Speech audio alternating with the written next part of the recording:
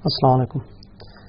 آج ہم بات کرتے ہیں جاوا میں ایک جی یو آئی کیسے بنائی جا سکتی ہے۔ کمپلیٹ ہم اس کا کوڈ دیکھیں گے۔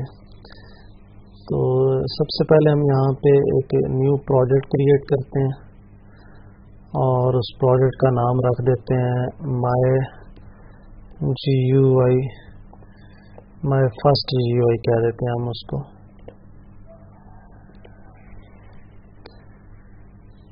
اور نیکسٹ اور فنش کر دیتے ہیں ہم اس کو۔ اچھا، اس مائی فرسٹ جی یو آئی کے اندر یہ میں اس کو کلوز کر دوں جو میرے پہلے سے اوپن ہوا ہوا پروگرام تھا۔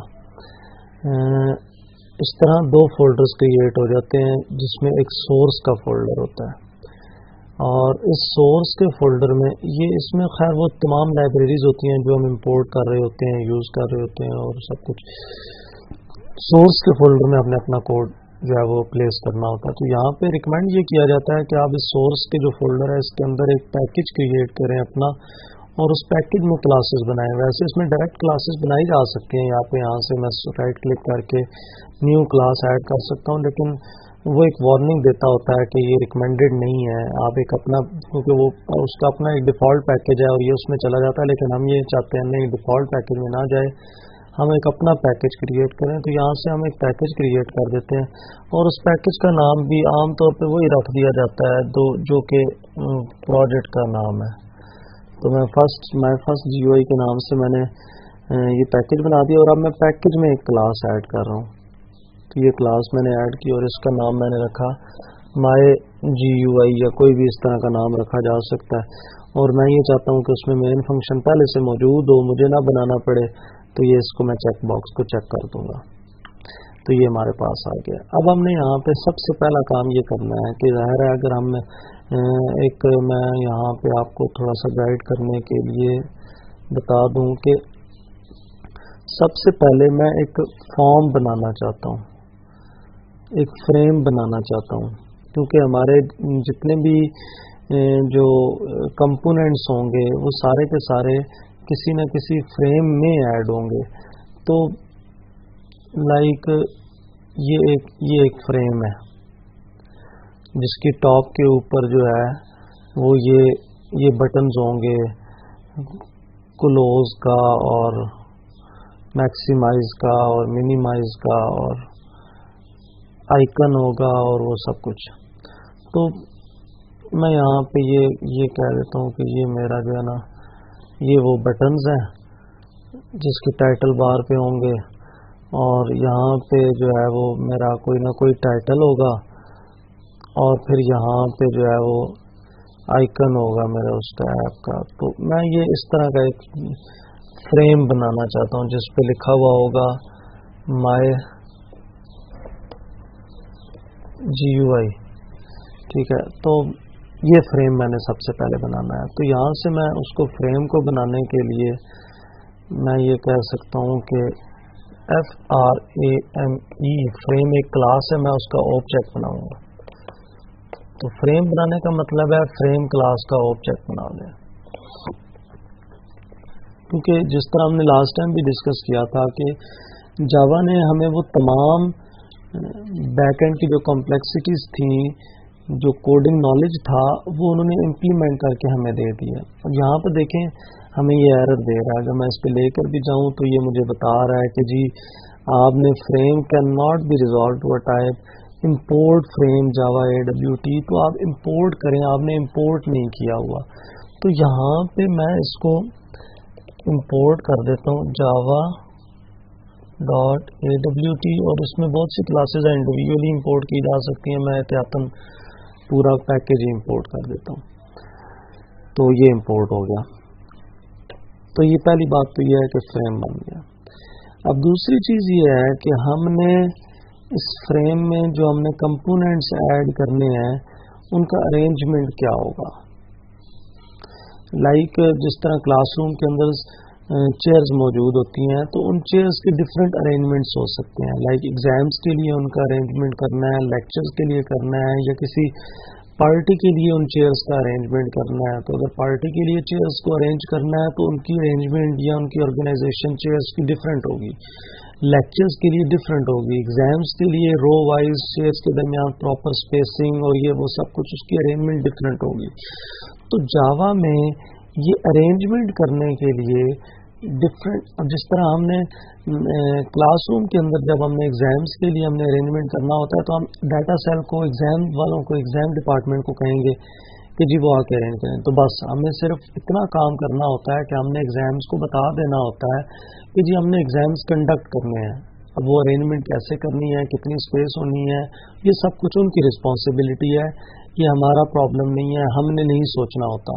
इसी तरह अगर हमने पार्टी के लिए हमने अरेंज करनी है तो हम यूनिवर्सिटी के अंदर जो पार्टीज को जो अरेंज करने का जो हेड होता है हम उनको कह देते हैं कि हमें पार्टी के लिए अरेंजमेंट चाहिए, तो वो अरेंजमेंट हमें करके दे देते हैं।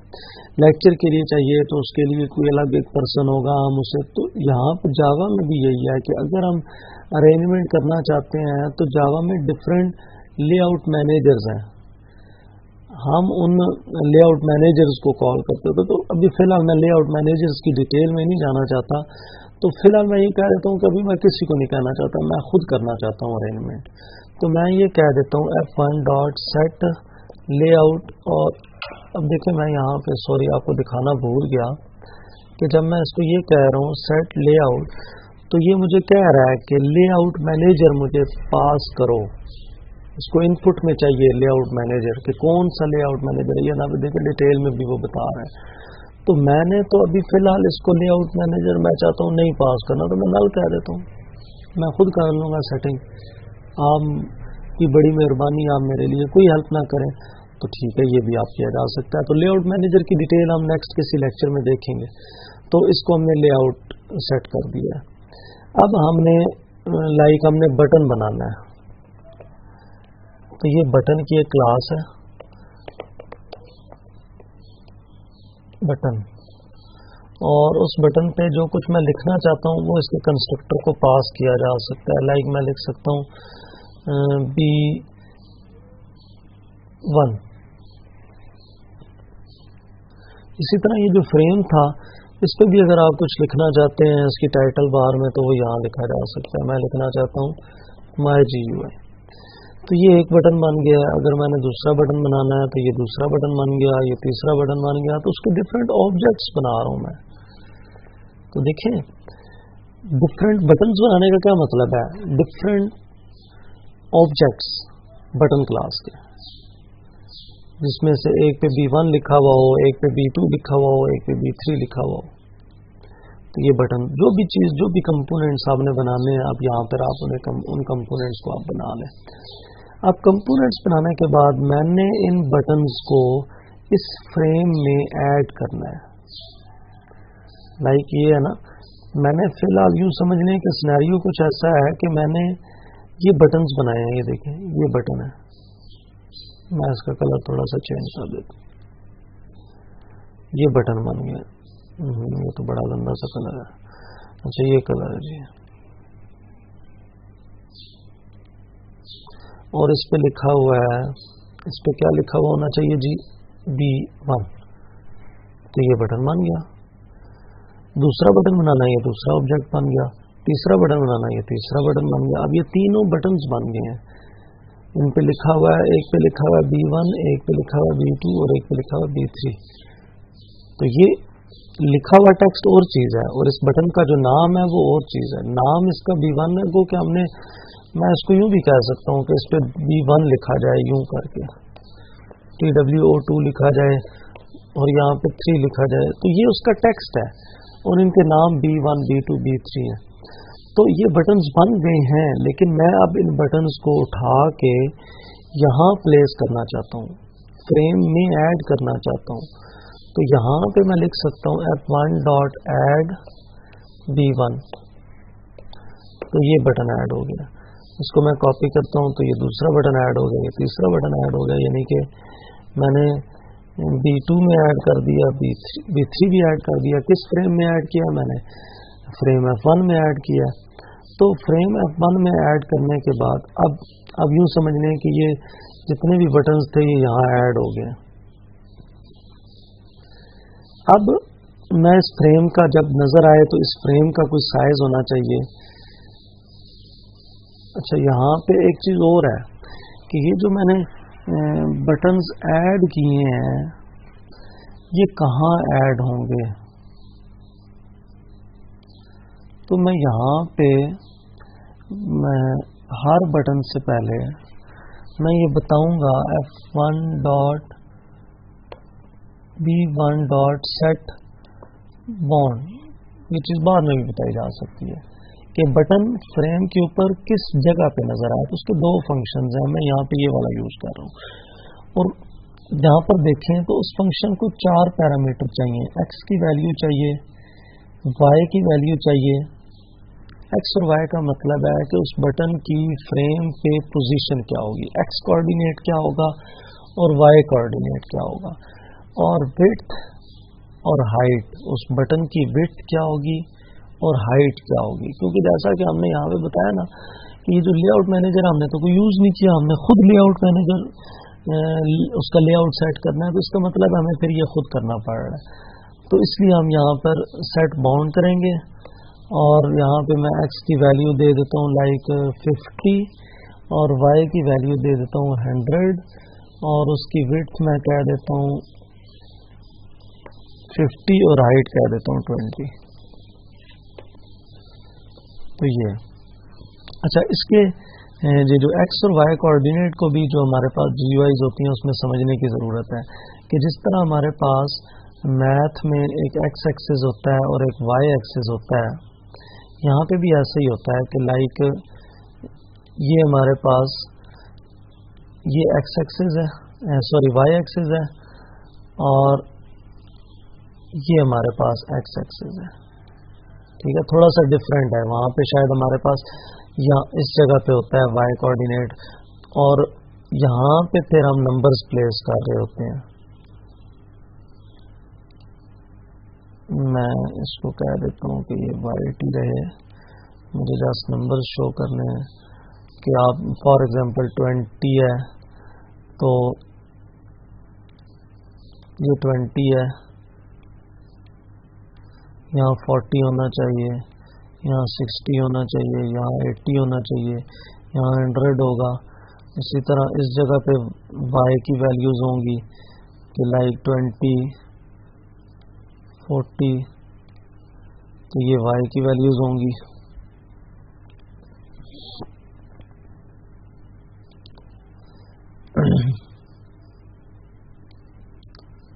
تو یہ میں نے کہہ دیا 20 40 60